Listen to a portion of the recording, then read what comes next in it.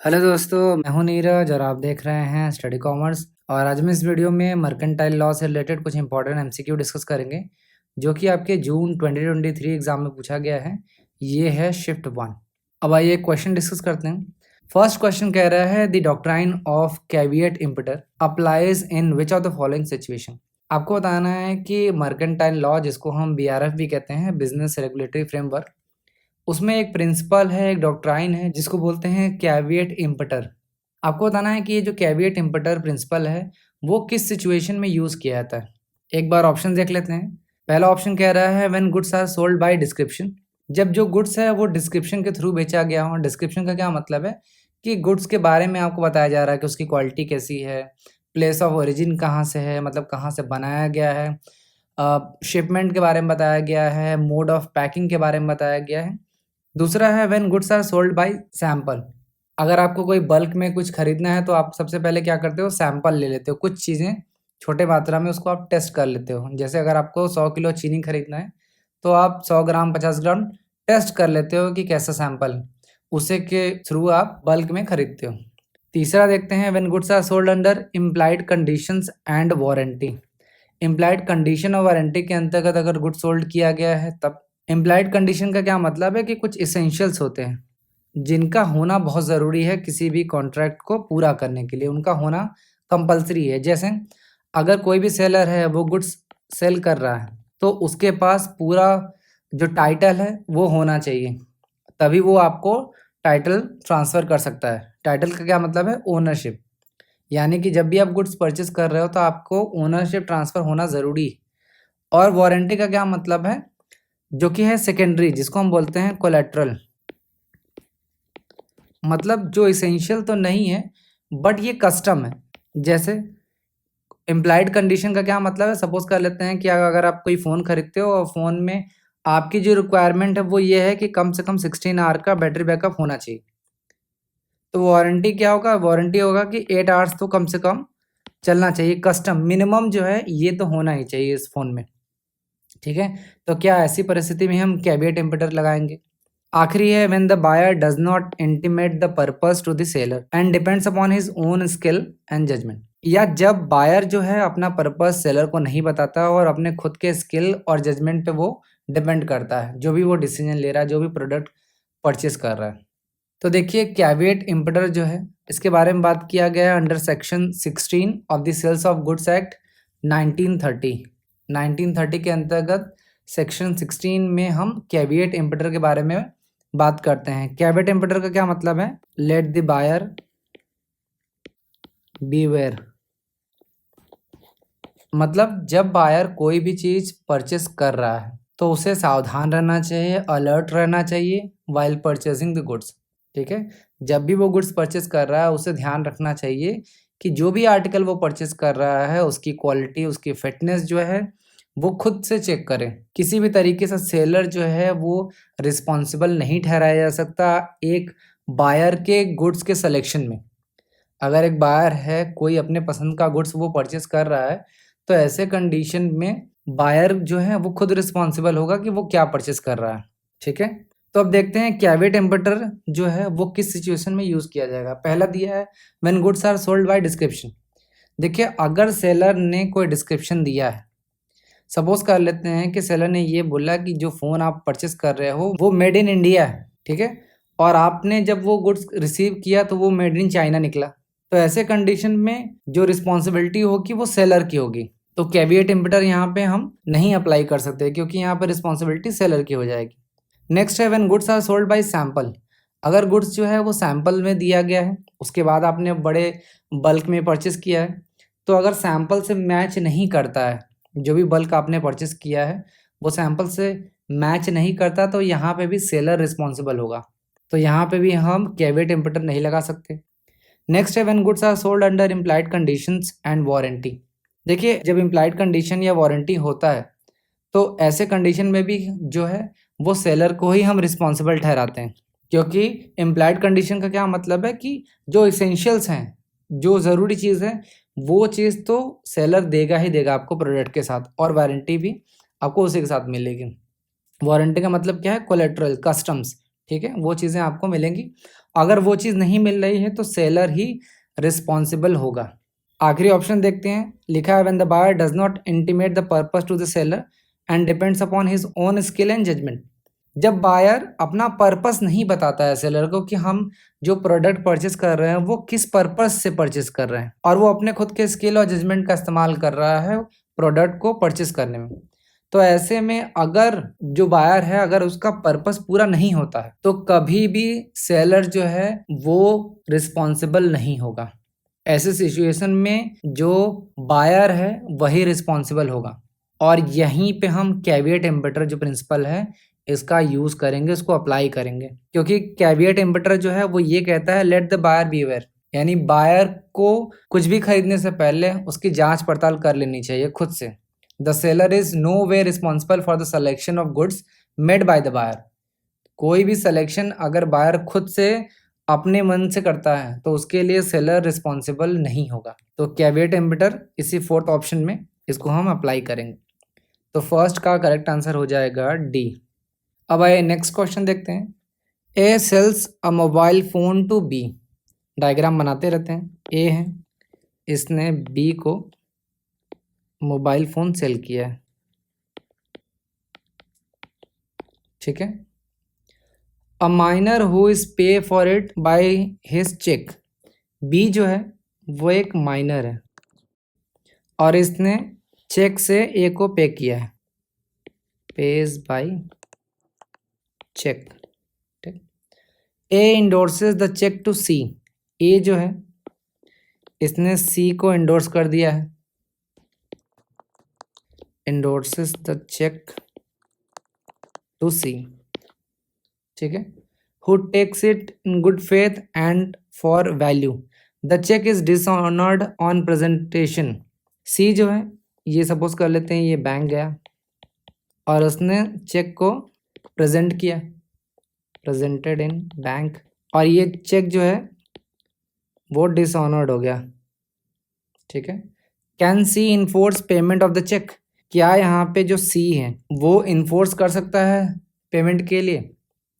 एक बार ऑप्शन देख लेते हैं। C can enforce the payment of cheque only against A. C जो है वो पेमेंट के लिए बोल सकता है ए को। C can enforce the payment of cheque either against A और बी। सी जो है ए या बी किसी को भी पेमेंट के लिए बोल सकता है। C can enforce payment of cheque both against A and B. C जो है ए और बी दोनों को बोल सकता है पेमेंट करने के लिए। C can enforce payment of cheque only against B. C जो है वो सिर्फ बी को बोल सकता है पेमेंट करने के लिए। देखिए यहाँ पे माइनर इन्वॉल्व है, ठीक है। माइनर कौन होता है? जनरल केसेस में बिलो 18 ईयर्स, अगर कोई 18 वर्ष से कम है, या स्पेशल केसेस में हम मानते हैं कि 21 ईयर्स, ठीक है। ये ध्यान रखना, मर्केंटाइल लॉ या जो बिजनेस रेगुलेटरी फ्रेमवर्क है उसमें आपने पढ़ा होगा कि इंडियन कॉन्ट्रैक्ट एक्ट में माइनर का डेफिनेशन नहीं दिया गया, लेकिन मेजॉरिटी एक्ट 1875 वयस्कता अधिनियम 1875 सेक्शन जो है वो है 3। सेक्शन 3 में बात किया गया है कि कौन माइनर होगा। जनरल केसेस में जो पर्सन 18 से कम उम्र का हो वो माइनर होगा, और स्पेशल केसेस में जो 21 वर्ष से कम आयु का होगा उसे हम माइनर कहेंगे। तो यहाँ पे बी जो है वो है माइनर। और आपने कॉन्ट्रैक्ट एक्ट में पढ़ा होगा कि जब हम माइनर के साथ कोई भी एग्रीमेंट करते हैं तो उसे हम बोलते हैं वॉइड अब इनिशियो, ठीक है। कि माइनर के साथ किया गया कोई भी एग्रीमेंट जो है वो शुरुआत से from the very beginning starting से ही वॉइड होता है, व्यर्थ होता है। वॉइड होने का क्या मतलब है कि उसको लॉ के द्वारा इन्फोर्स नहीं किया जा सकता। जैसे यहाँ पे ए ने बी को मोबाइल बेचा, बी जो एक माइनर था, तो माइनर के साथ अगर सपोज कर लेते हैं जो माइनर ये पेमेंट नहीं करता है तो इसके लिए आप कोर्ट नहीं जा सकते हैं, ठीक है। क्योंकि कोई भी एग्रीमेंट जो माइनर के साथ किया गया है वो शुरुआत से ही वॉइड होता है, व्यर्थ होता है, ठीक है। तो कभी भी बी जो है वो लाइबल नहीं होगा पेमेंट करने के लिए। तो जिस भी ऑप्शन में बी है उसको आप एलिमिनेट कर दीजिए, ठीक है। तो इसका मतलब क्या है? सी जो है वो सिर्फ और सिर्फ ए को इन्फोर्स कर सकता है, दबाव बना सकता है या फिर बोल सकता है कि आप पेमेंट करो, ठीक है। सी कभी भी बी से नहीं कह सकता, क्योंकि बी जो है वो माइनर है, उसे हम लायबल नहीं ठहरा सकते इस सिचुएशन में। तो सेकंड का करेक्ट आंसर हो जाएगा ए। उम्मीद है आपको ये सारी चीज़ें समझ में आ गई होंगी। अब आइए नेक्स्ट क्वेश्चन देखते हैं। A letter of acceptance sufficiently stamped and duly addressed is put into course of transmission, there is a. Letter of acceptance का क्या मतलब है? सबसे पहले आप किसी को ऑफर देते हो कि आप मेरा मोबाइल खरीद लो, सामने वाला कहता है ठीक है मैं खरीद लूँगा, इसने एक्सेप्टेंस दे दी और ऑफर प्लस एक्सेप्टेंस हो गया, तो इसे हम क्या बोलेंगे? एग्रीमेंट। और ये एग्रीमेंट अगर सफिशिएंटली स्टैम्प्ड है और ड्यूली जो है एड्रेस्ड है, तो इससे होगा लीगल इन्फोर्सिबिलिटी।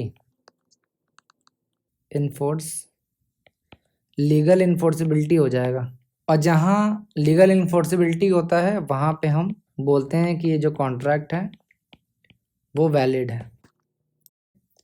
एक बार ऑप्शन देख लेते हैं। Contract voidable at the option of acceptor, contract voidable at the option of offeror, not contract at all, या फिर वैलिड कॉन्ट्रैक्ट।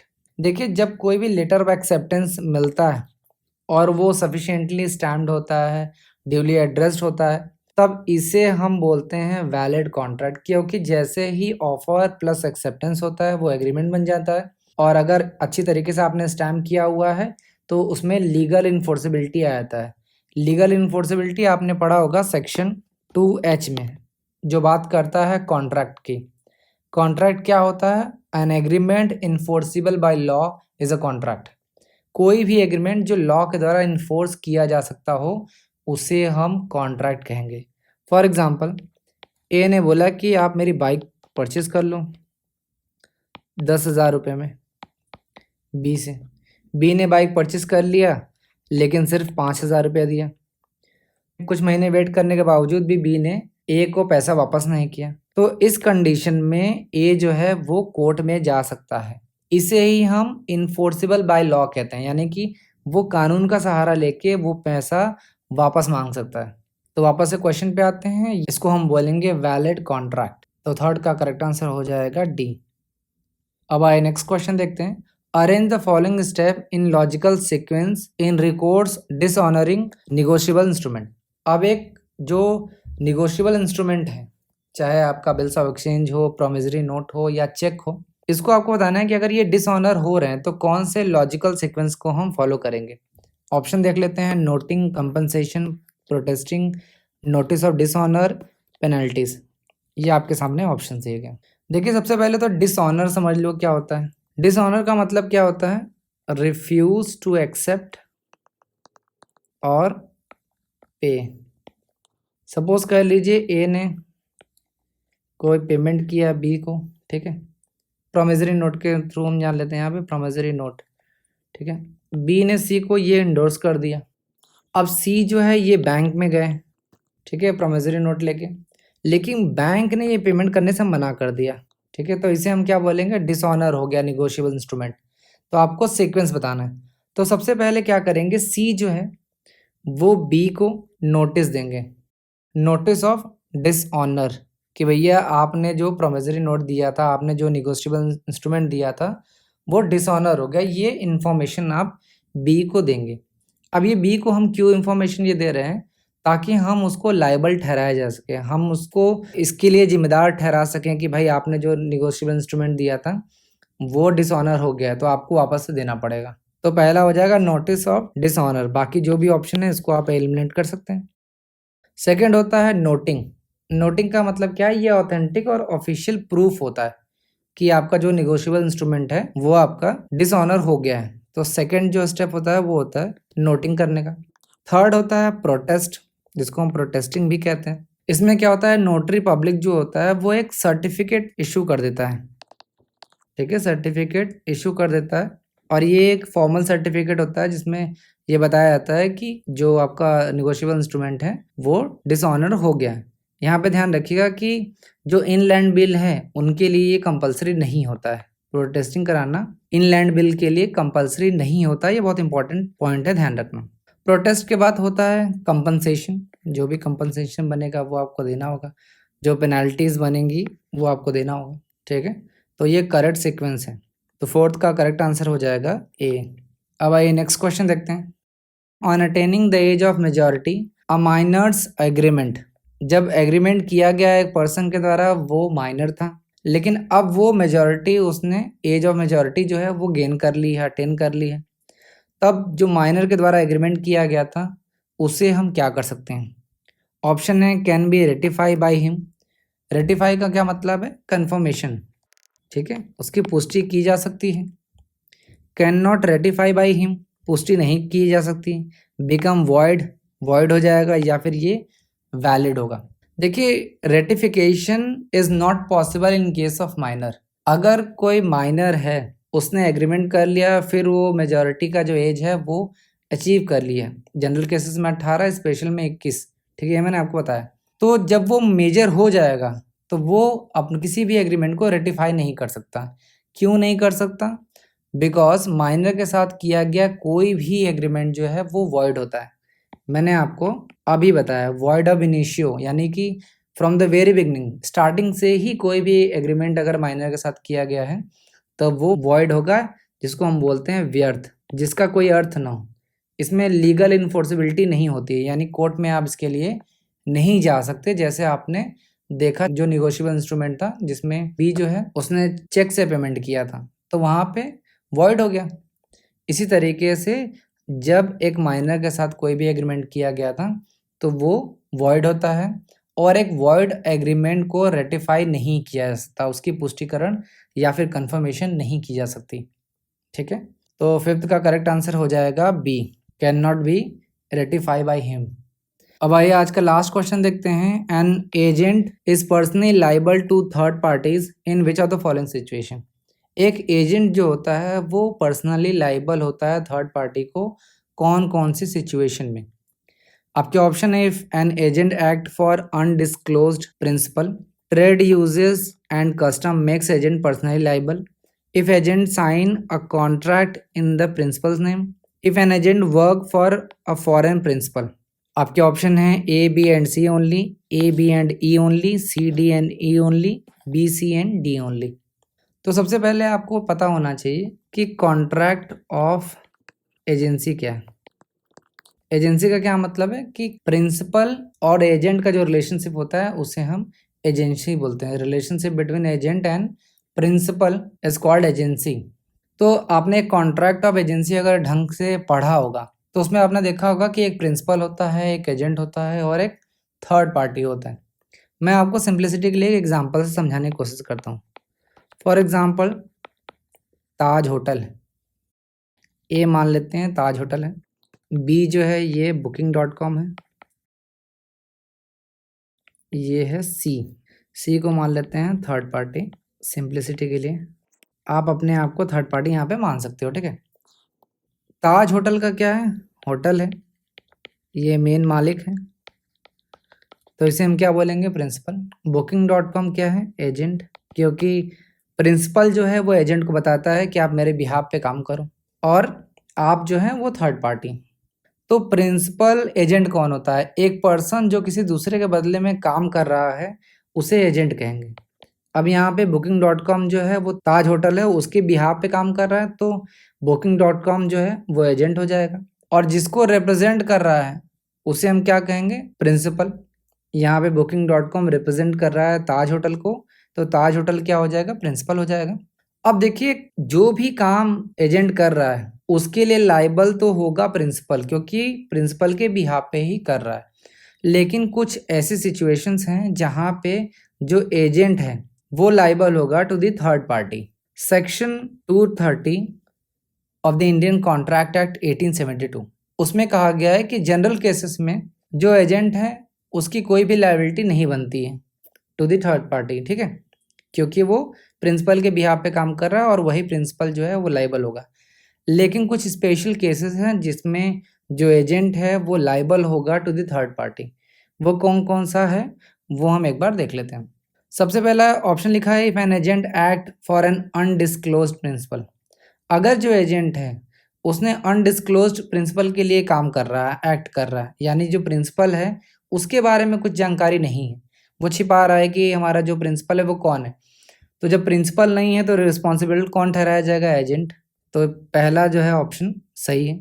जिस भी ऑप्शन में ये नहीं है इसको आप एलिमिनेट कर सकते हैं। नेक्स्ट है trade usages and custom makes agent personally liable. आपका जो व्यापार का जो तौर तरीका है वो ऐसा है कि एजेंट को पर्सनल लायबल बनाया जा रहा है उसमें, तो ऐसे कंडीशन में भी जो एजेंट है वो लायबल होगा। तीसरा लिखा है if an agent sign a contract in principal's name. अगर कोई भी एजेंट जो है वो प्रिंसिपल के नाम पे कॉन्ट्रैक्ट कर रहा है, तो प्रिंसिपल के नाम पे कर रहा है तो इसका मतलब क्या है? प्रिंसिपल लायबल होगा, तो ये भी नहीं होगा। नेक्स्ट है if an agent work for a foreign principal. अगर जो प्रिंसिपल है वो फॉरेन कंट्री में है, फॉरेन प्रिंसिपल है, सपोज कर लीजिए ये जो एजेंट है वो इंडिया का है और प्रिंसिपल जो है वो यूएसए का है, तो ऐसे कंडीशन में इंडिया में जो एजेंट है वो लायबल होगा। देखिए कॉन्ट्रैक्ट ऑफ एजेंसी जो है बहुत इंपॉर्टेंट है। जहाँ जहाँ से भी क्वेश्चंस पूछे गए हैं मैंने आपको सारे टॉपिक्स बताए हैं, आप उसको एक बार डिटेल में पढ़ लेना, क्योंकि जो लीगल एस्पेक्ट्स ऑफ बिजनेस हैं जिसमें आपको बिजनेस रेगुलेटरी फ्रेमवर्क जिसको मर्केंटाइल लॉ भी कहते हैं, यहाँ से 7 से 8 क्वेश्चन हर बार देखने को मिलता है। इस शिफ्ट में भी आपको देखने को मिल रहा है कि 6 क्वेश्चन तो श्योर पूछे गए हैं और जो बहुत कठिन नहीं है। अगर आप सारे चीज़ों को पढ़ लेते हैं अच्छी तरीके से तो ये फ्री के नंबर हैं, ये आप आसानी से अचीव कर सकते हैं। आपको कुछ चीज़ें अच्छे से पढ़नी चाहिए जैसे Indian contract act, sale of goods act, negotiable instrument act, ये सारी चीज़ें बहुत इंपॉर्टेंट हैं। Contract of agency, bailment, pledge, ये सारी चीज़ें आपको पढ़ लेनी चाहिए बहुत अच्छे तरीके से। यहाँ से आपको कम से कम नहीं तो 12 से 14 नंबर आराम से मिल जाएगा। तो 6 का करेक्ट आंसर हो जाएगा बी। अगर आप हमारे लेक्चर की पीडीएफ डाउनलोड करना चाहते हैं तो आप हमारे टेलीग्राम चैनल को ज्वाइन करके फ्री पीडीएफ डाउनलोड कर सकते हैं, या फिर आप इस दिए गए क्यूआर कोड को स्कैन करके भी हमें ज्वाइन कर सकते हैं। और जो भी लेक्चर हम अपलोड करते हैं उसका पीडीएफ हम टेलीग्राम पे अपलोड कर देते हैं, तो वहाँ से आप आसानी से डाउनलोड कर सकते हैं। तो ये था मर्केंटाइल लॉ से रिलेटेड कुछ इंपॉर्टेंट क्वेश्चन। उम्मीद है आपको पसंद आया होगा। अगर आपका कोई फीडबैक है या कोई सजेशन है तो आप कमेंट बॉक्स में ज़रूर बताइए। Thank you.